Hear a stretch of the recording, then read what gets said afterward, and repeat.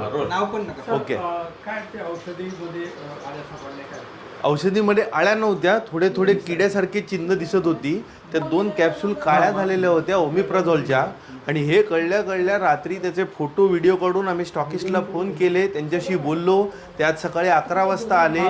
त्यांनी जी कंपनी होती pride health care company आमच्या स्टॉकिस्टची, त्यांनी त्या औषधाच्या ओमिकपेचा फुकाण, त्या ओम्पिक जी कॅप्सूल होती त्या कॅप्सूलच्या कंपनीच्या माणसांना फोन करून त्यांना व्हॉट्सअप करून त्यांच्याकडे कंप्लेंट नोंदवली. आम्ही देखील त्यांच्याकडे व्हॉट्सअप करून त्यांना कंप्लेंट नोंदवण्याचं काम करणार आहोत. सायलीला देखील तो नंबर दिला आहे.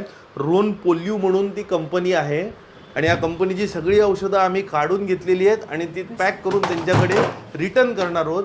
ते त्याच्यावर इन्व्हेस्टिगेशन करून लॅबमध्ये पाठवणार आहेत आणि कंपनीला आम्ही हे कळवल्यावर जर ॲक्शन घेतली गेली नाही तर कंझ्युमर कोर्टात झाल्याशिवाय पर्याय उरणार नाही. आणि सगळ्या नागरिकांना माझी विनंती आहे की कुठलीही गोळी पाकिट फोडलेलं असताना ते चेक करून घ्या. काळं असेल, जरा वेगळ्या रंगाचं असेल तर डॉक्टरना, केमिस्टला त्वरित दाखवा.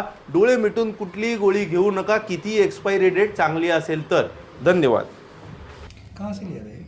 इंदिरा हॉस्पिटल अपना ये केदार भिड़े. इंदिरा हॉस्पिटल. यस, केदार भिड़े का.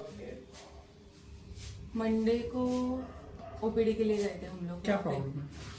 उसका शोल्डर लेके गई थी ओपीडी के लिए. तो क्या प्रॉब्लम तभी है? डॉक्टर ने मेडिसिन लिख के दिया था. ये मराठीत बोला. हां काय आहे ना, ते मेडिसिन लिहून. तर हे आम्ही घरी येऊन काल रात्री माझ्या आईने हे घेतलं मेडिसिन. तर ते ओपन केलं तर त्याच्यामध्ये ओढली तर त्याच्यातून किडे बाहेर आले.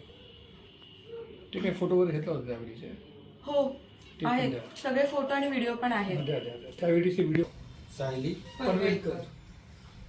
सायली पनवेलकर. देखो, तो वगैरह देखो.